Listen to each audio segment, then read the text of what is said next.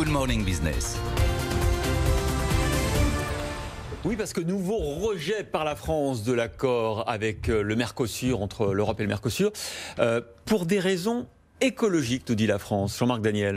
Oui, ce que je trouve intéressant, pour ne pas dire affligeant, c'est la façon dont la France se comporte vis-à-vis de tous ces accords de libre-échange. On avait été le pays dont les parlementaires au Parlement européen avaient été les plus remontés contre l'accord avec le Canada.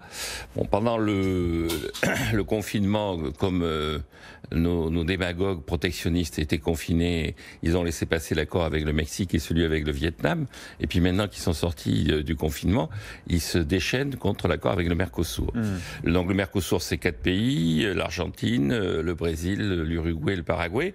Et dans la phase précédente de négociation, la négociation a commencé en 2001. On est à 19 ans, 20 ans après les premiers éléments de négociation. La France mettait surtout en avant la protection de notre agriculture contre le bœuf argentin. Nous allions nous mettre à manger du bœuf argentin au lieu de manger la viande du Limousin ou du Charolais. Donc c'était une agression contre nos traditions. Et puis on vient de basculer vers une critique non plus de l'Argentine, mais du Brésil. Et le Brésil est accusé de mener une politique absurde en Amazonie, conduisant à la déforestation et à des incendies à répétition.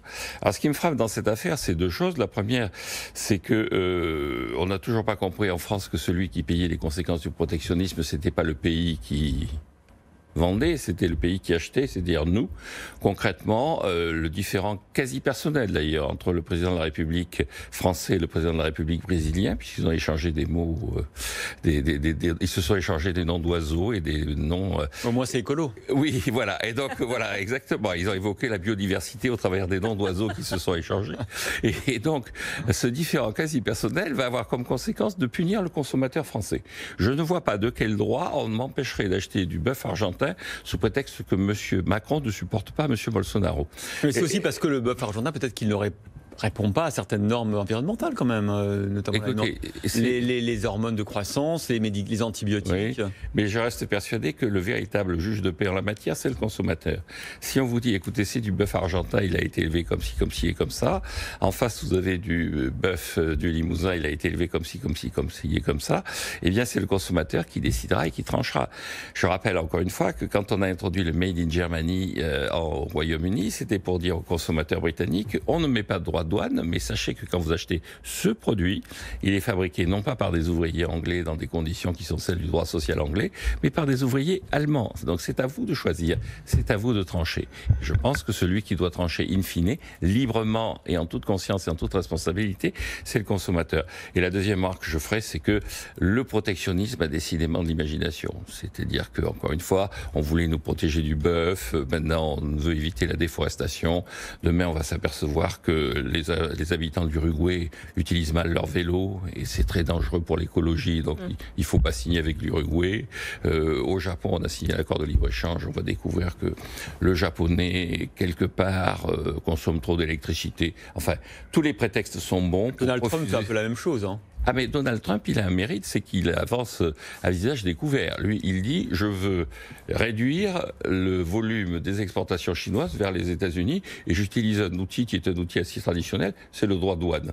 Au moins, c'est tout aussi absurde sur le fond, mais au moins sur la forme, ça a le mérite de la sincérité. Nicolas Dose. Je suis d'accord sur un point avec Jean-Marc. Le protectionnisme, c'est le consommateur du pays qui achète qui finit par le payer. Celui qui exporte aussi un peu, mais celui qui importe pas mal. Après, je suis pas comme Jean-Marc, je dirais pas que la France est seule.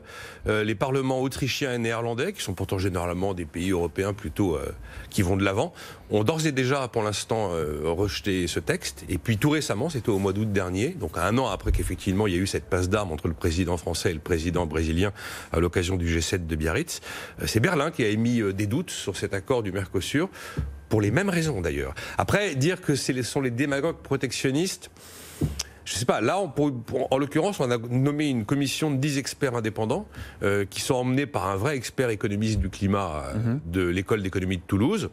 je ne sais pas si on a affaire à un démagogue du protectionnisme ou à quelqu'un qui a travaillé très sérieusement. Je devrais que là, j'ai un niveau d'expertise sur les détails de cet accord qui est peut-être pas suffisamment affiné pour me permettre de juger ce que les experts ont dit. Ensuite, pour l'instant, le consommateur ne voit pas cet accord venir. Ça fait maintenant, on a commencé en 2000. Je ne sais pas s'il le verra un jour venir. Donc, le consommateur pénalisé par les mesures de protectionnisme décidées par les Européens. Encore faudrait-il qu'il y ait un accord avec le Mercosur. Une génération pour ne pas réussir à se mettre d'accord, avec encore la Belgique et la Suède, d'ailleurs, qui vont devoir publier très bientôt, c'est à l'automne, des études d'impact sur ce que peut provoquer ce texte. Voilà, je pense que cet accord de libre-échange n'est pas à l'aube du jour où il verra le jour. Alors après, moi je me pose si on doit avoir, au-delà de ce sujet pur, qui repose exclusivement sur la question du bœuf, et maintenant on a rajouté aux hormones, aux pesticides, la question de la déforestation.